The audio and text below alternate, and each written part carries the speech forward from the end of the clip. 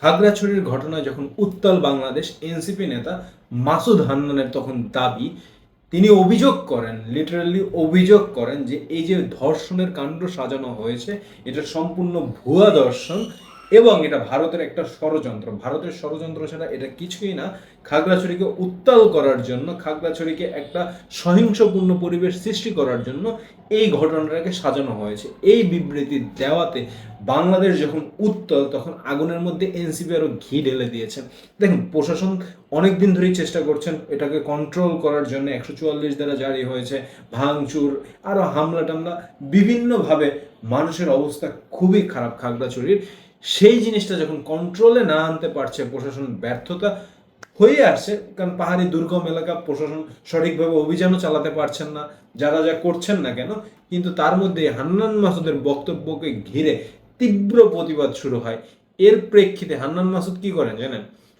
তিনি আরেকটা স্ট্যাটাস দিয়ে বলেন, আমার শব্দচয়ন ভুল ছিল এবং আমি ভুলবশত কথাটা উল্লেখ করি, এবার এটা আমার উচিত হয়নি, আমি এদের কঠিন শাস্তি চাই। একবার 360 অ্যাঙ্গেলে পাল্টে খেয়ে যে আমি এদের কঠিন শাস্তি চাই, এটা যারা জড়িত আছে তাদেরকে ধরে গ্রেপ্তারের আওতায় আনা হোক।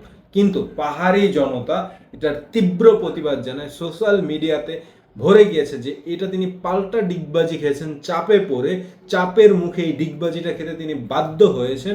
তিনি একটা মিথ্যা অপবাদ পাহাড়িদের উপরে চাপানো হচ্ছে, বা খাগড়াছড়ি অঞ্চলের মানুষজনের উপরে একটা মিথ্যা অপবাদ চাপানো হচ্ছে, যেই অপবাদ দিয়ে এই কাণ্ডটাকে এড়িয়ে যাওয়ার চেষ্টা করা হচ্ছে। এরকম নানা প্রতিবাদে সোশ্যাল মিডিয়ায়, গণমাধ্যমে, সকল জায়গায় পোস্টে সয়লাভ হয়ে গিয়েছে। কিন্তু হান্নান মাসুদের বক্তব্য কি? তিনি কি ক্ষমা চেয়েছেন? হ্যাঁ, তিনি ক্ষমা চেয়েছেন। তিনি এই পোস্টার জন্য ক্ষমা চেয়েছেন এবং তিনি পোস্টে উল্লেখ করেন, আমার ভুল শব্দ চয়নের জন্য আমি ক্ষমা প্রার্থী, এবং আমি এই যে ভুল শব্দ চয়ন করেছি এটা বাদ দিয়ে বর্তমানে এখন আমি দাবি জানাচ্ছি যে যারা এর সাথে জড়িত আছে তাদের কঠিন থেকে কঠোরতম শাস্তির আওতায় আনা হোক। কিন্তু আমার কথা, আপনি কখনো যদি একটা কমেন্ট করেন, এটা আপনার দলের উপরে প্রভাব পড়বে, কারণ আপনি মুখ্য সমন্বয়ক হিসেবে ভূমিকা পালন করছেন, এনসিপির একজন শীর্ষ পর্যায়ের নেতা হিসাবে আছেন।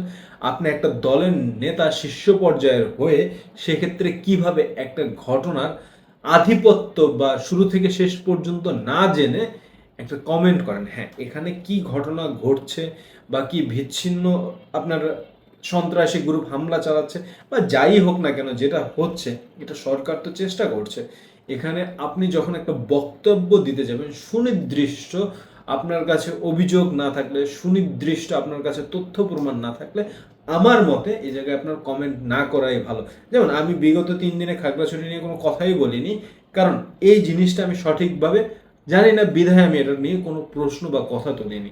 কিন্তু আজকের কথা বলতে বাধ্য হলাম, কারণ আপনি এ ধরনের অ্যালিগেশন, যেটা আপনি নিজেও শিওর না, কিছুক্ষণের মধ্যে 360 অ্যাঙ্গেলে ঘুরে গিয়ে আপনার আবার শাস্তির প্রতিবাদ জানাতে হবে, সেই জিনিসটা আপনার না করাই উত্তম ছিল। যাই হোক, ভিডিওটা ভালো লাগলে লাইক, শেয়ার, সাবস্ক্রাইব করবেন। পরবর্তী ভিডিও দেখার জন্য আমন্ত্রণ রইল। আল্লাহ হাফেজ, আসসালামু আলাইকুম।